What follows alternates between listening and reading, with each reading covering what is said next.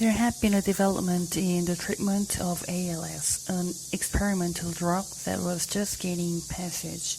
It was not a cure, but a delay, a slowing of the decay for perhaps a few months. Murray had heard about it, but he was too far gone. Besides, the medicine wouldn't be available for several months. Not for me, Murray said, dismissing it. In all the time he was sick, Murray never held out hope he would be cured. He was realistic to a fault. One time, I asked if someone were to wave a magic wand and make him all better. Would he become in time the man he had been before? Would he become in time the man he had been before? He shook his head. No way I could go back. I am a different self now. I am different in my attitudes. I am different appreciating my body, which I didn't do fully before. I am different in terms of trying to grapple with the big questions, the ultimate questions, the ones that won't go away. That's the thing, you see. Once you get your fingers on the important questions, you can't turn away from them. And which are the important questions? As I see it, they have to do with love, responsibility, spirituality, awareness. And if I were healthy today, those would still be my issues. They had to do with love, responsibility, spirituality, or wellness. And if I were healthy today, those would still be my issues. They should have been all alone. I try to imagine Murray healthy. I try to imagine him pulling the covers from his body, stepping from the chair, the two of us going for a walk around the neighborhood, the way we used to walk around campus. I certainly realized it had been 16 years since I'd seen him standing up. 16 years? What if you had one day perfectly healthy? I asked. What would you do? 24 hours? 24 hours. Let's see, I'd get up in the morning, do my exercise, have a lovely breakfast of sweet rolls and tea, go for a swim, then have my friends come over for a nice lunch. I'd have them come one or two at a time. I've had them come one or two at a time so we could talk about their families, their issues, talk about how much we mean to each other.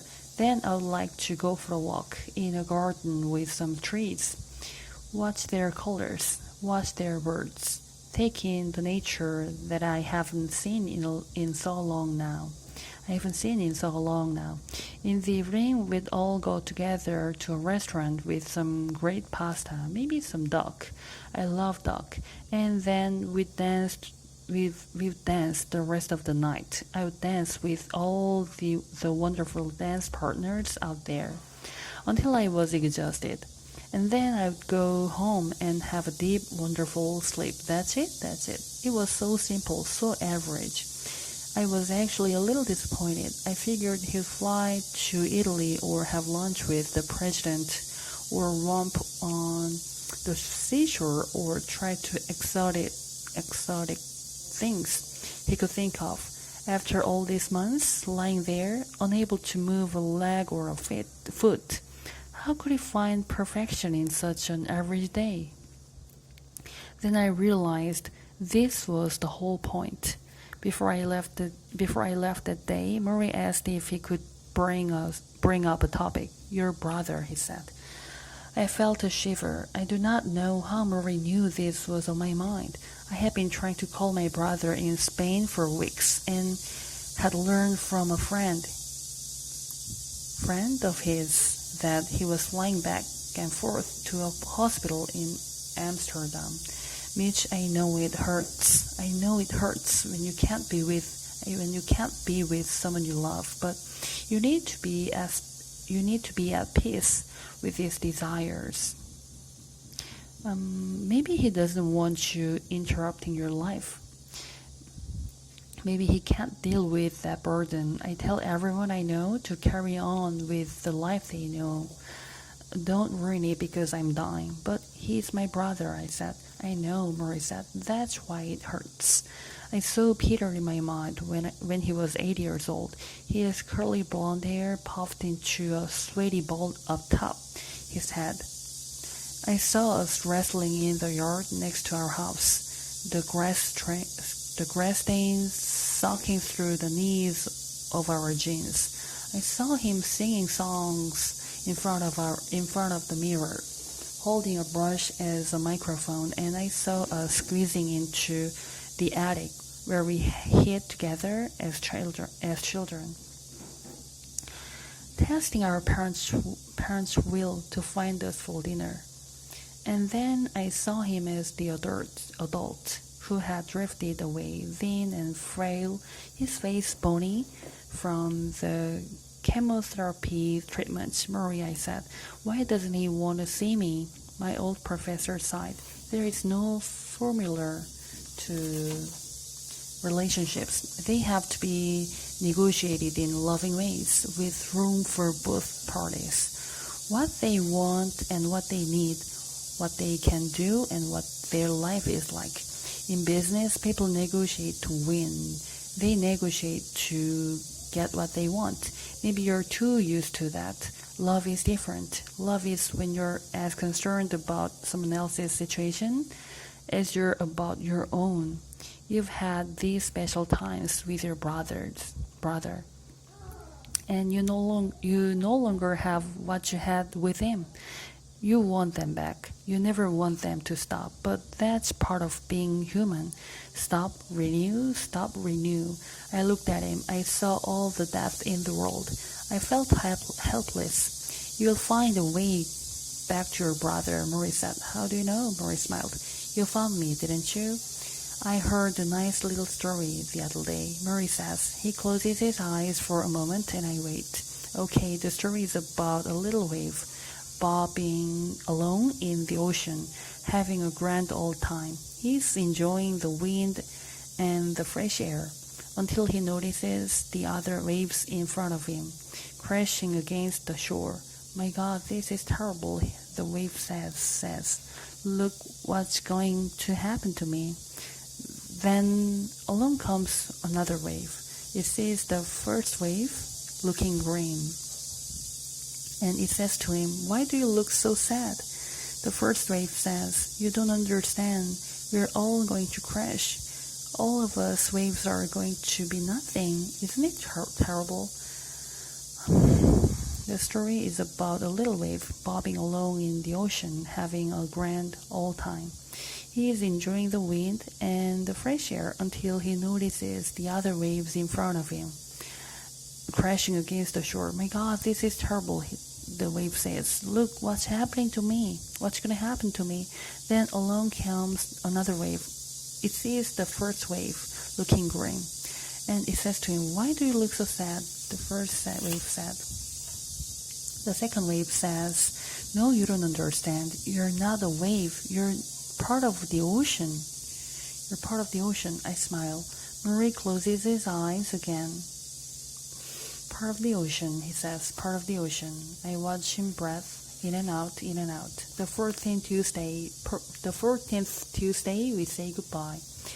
It was cold and damp as I walked up the steps to Murray's house.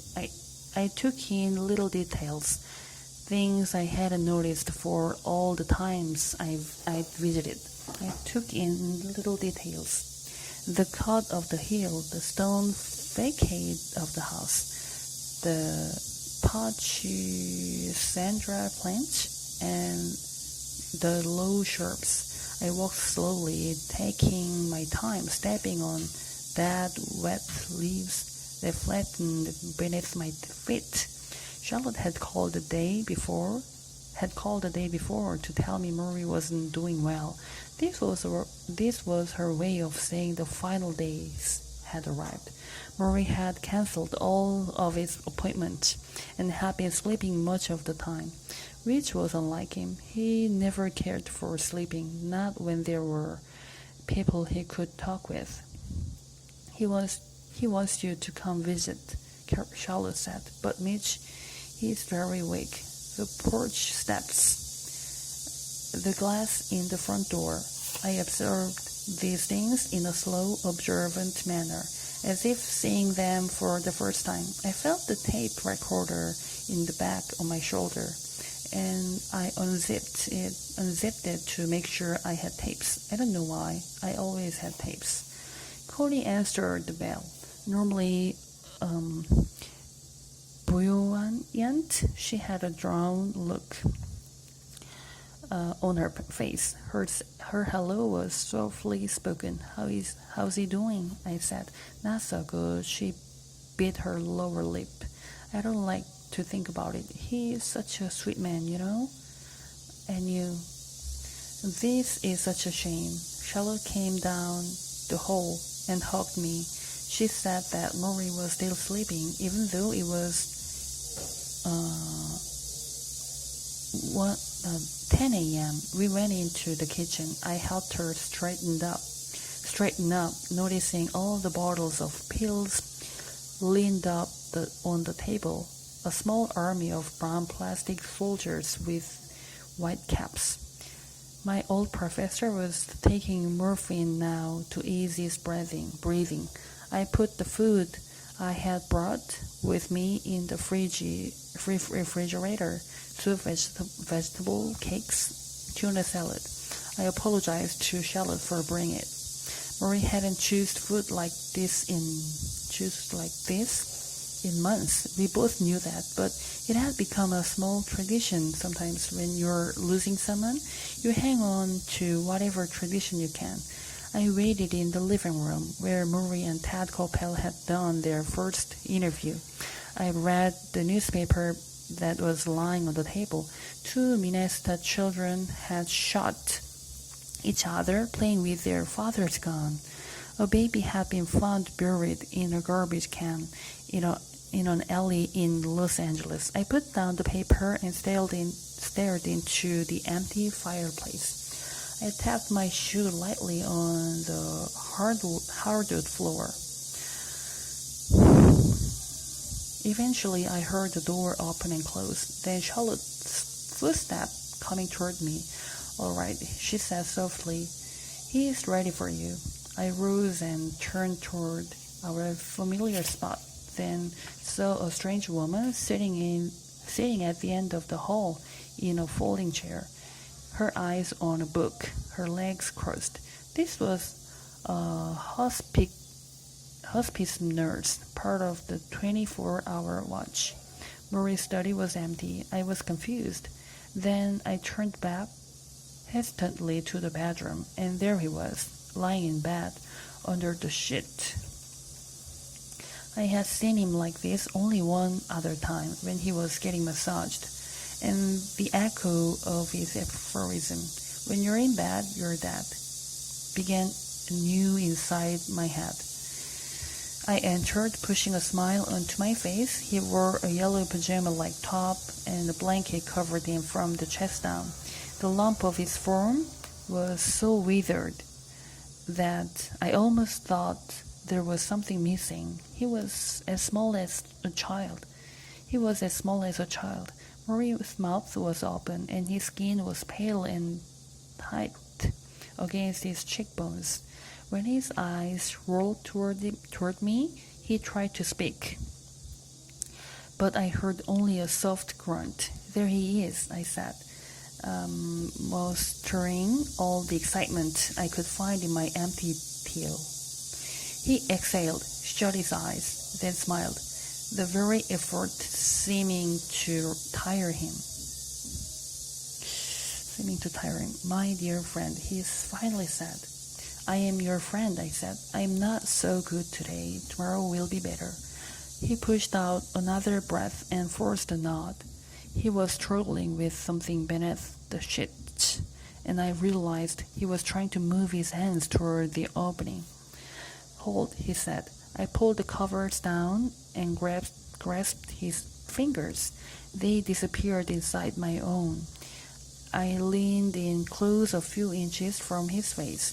It was the first time I had seen him unshaven, the small white whiskers looking so out of place, as if someone had shaken salt neatly across his cheeks and chin.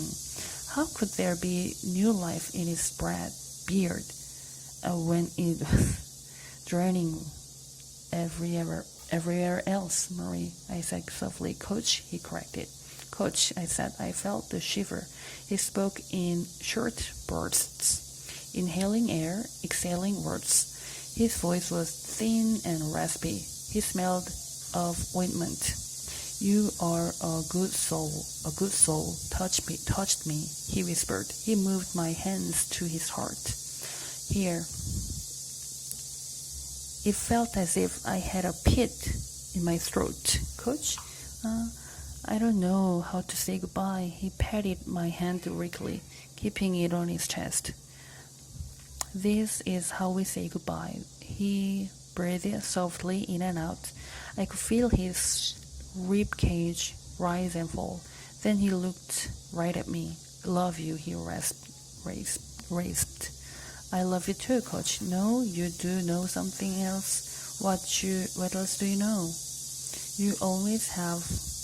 His eyes got small, and then he cried, his face contorting like a baby who hasn't figured how his tears ducts work. I held him close for several minutes. I rubbed his loose skin. I stroked his hair. I put a palm against his face and felt the bones close to the flesh and the tiny wet tears as if squeezed from a dropper. When his breathing approached normal again, I cleared my throat and said I knew he was tired, so I would be back next Tuesday. When his breathing approached normal again, I cleared my throat and said I knew he was tired, so I'd be back next Tuesday, and I expected him to be a little more alert. Thank you. He snorted lightly, as close as he could come to a laugh. It was a sad sound just the same. I picked up the unopened bag with the tape recorder.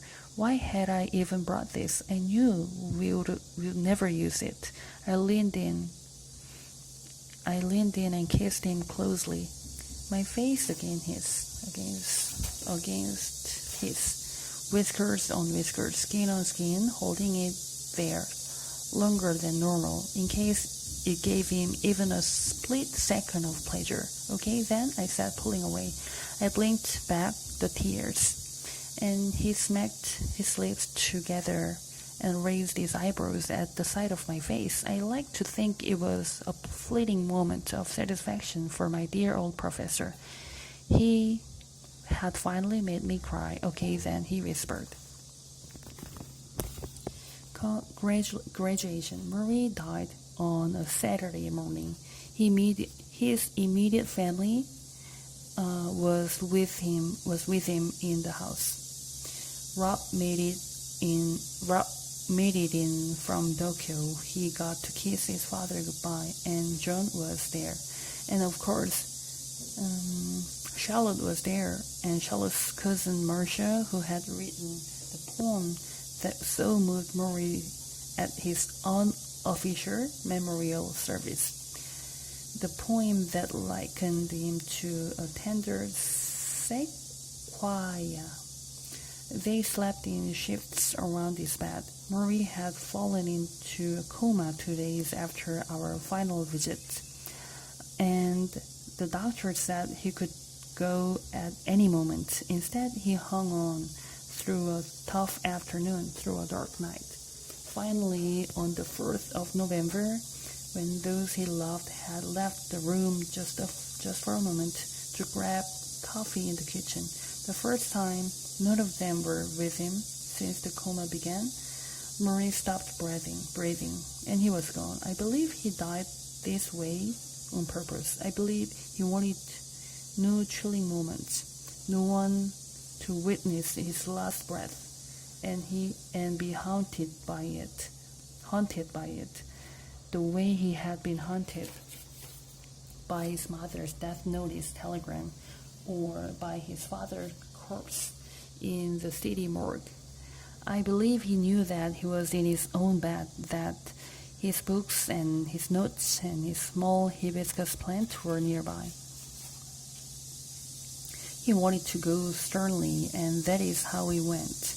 The funeral was held on a damp, windy morning. The grass was wet, and the sky was the color of milk. We stood by the hole in the earth, close enough to hear the pond water lapping against the edge and to see dogs shaking off their feathers. Although hundreds of people had wanted to attend, Charlotte kept this gathering small, just a few close friends and relatives. Rabbi Axelrod read a few poems. Marie's brother David, who still walked with a limp from his childhood polio, lifted the shovel and tossed dirt in the grave as per tradition. At one point, when Marie's ashes were placed into the ground, I glanced around the cemetery. Ashes were placed into the ground. I glanced around the cemetery. Marie was right. It was indeed a lovely spot. Trees and grass and a sloping hill. You talk, I listen, he had said. I tried doing that in my head, and to my happiness, found that the imagined conversation felt almost natural. I looked down at my hands, saw my watch, and realized why. It was Tuesday. My father moved through Vase of V, read by Marie's son, Rob, at the memorial service, singing each new leaf out of each tree, and every child was sure that spring danced when she heard my father sing. Conclusion. I look back sometimes at the person I was before I rediscovered my old professor. I want to talk to that person. I want to tell him what to look out for, what mistakes to avoid. I want to tell him to be more open, to ignore the lure of advertised values, to pay attention when your loved ones are speaking, as if it were the last time you might hear them. Mostly, I want to tell that person to get on an airplane. I want to tell that person to get on an airplane and visit a gentle old man in West Newton, Massachusetts, sooner than later, before that old man gets sick and loses his ability to dance. I know I cannot do this. None of us can undo what we've done or relive a life already recorded. But if Professor Maurice George taught me anything at all, it was this: there is no such thing as too late in life. He was changing until the day he said goodbye. Not long after Maurice's death, I reached my brother in Spain. We had a long talk. I told him I respected his distance and that all I wanted was to be in touch, in the present, not just the past, to hold him in my life as much as he could let me. You're my only brother, I said. I don't want to lose you. I love you. I have never said such a thing to him before. A few days later, I received a message on my fax machine. It was typed in the sprawling, pearly, punctuated, all-cap letters fashion that always characterized my brother's name. Hi, I've joined the 90s, it began. He wrote a few little stories, what he'd been doing that week, a couple of jokes. At the end, he sighed off this way: I have heartburn and diarrhea at the moment. Life's bitch. Chat later, soul tush. I laughed until there were tears in my eyes. This book was largely Murray's idea. He called it our final thesis, like the best of work projects.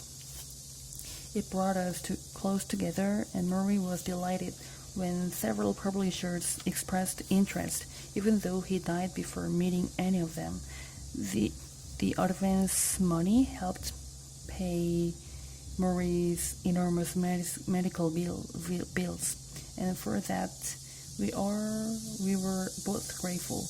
The title, by the way, we came up with one day in Murray's office. He liked naming things. He had several ideas, but when I said, "How about Tuesday with Murray?" he smiled in an almost blushing way, and I knew that was it.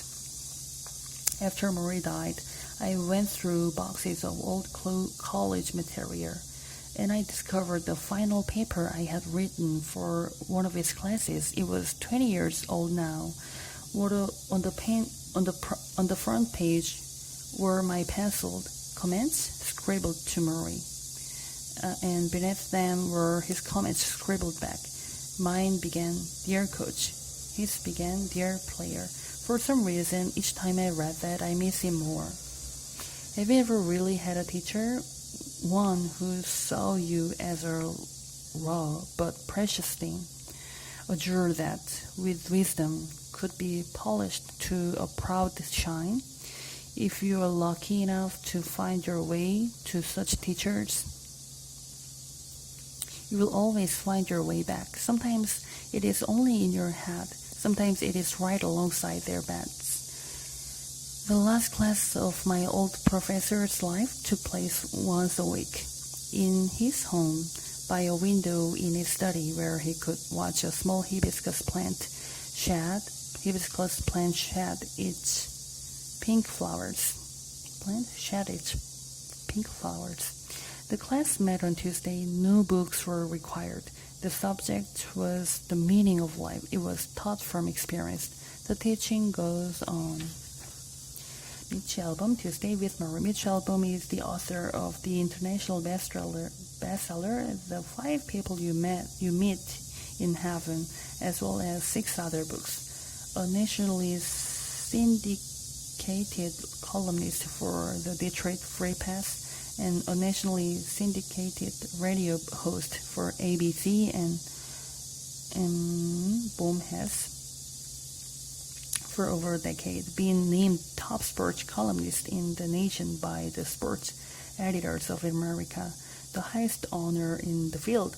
A panelist on ESPN Sports Reporters. Albom will also regularly serve as a commentator for that network. He serves on numerous charitable boards and has founded 2 charities in metropolitan Detroit: the Dream Fund, which helps underprivileged youth study the arts, and a Time to Help, a monthly volunteer program. He lives with his wife Janine in Michigan.